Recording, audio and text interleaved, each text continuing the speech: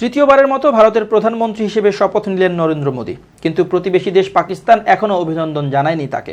কেন মোদীকে শুভেচ্ছা জানায়নি তার ব্যাখ্যা দিয়েছে পাকিস্তান। প্রতিবেশী দেশ হিসেবে নির্বাচনের জয়ী দলকে সবাই শুভেচ্ছা জানায়, এটি কূটনৈতিক সৌজন্যতা। এর আগে পাকিস্তানের রাজনৈতিক দল বা দলনেতাকে শুভেচ্ছা জানিয়েছে ভারত।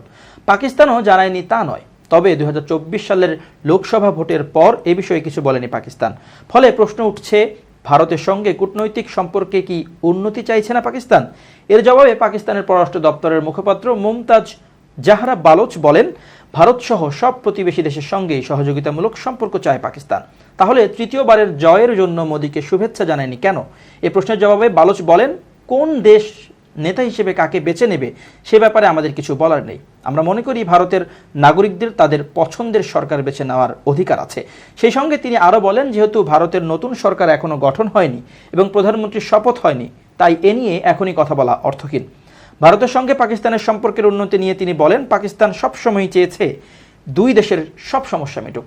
এ ব্যাপারে গঠনমূলক আলোচনায়ও আগ্রহী তারা। বিশেষ করে জম্মু ও কাশ্মীরের মতো যেসব সমস্যা রয়েছে সেগুলোর সমাধান হোক।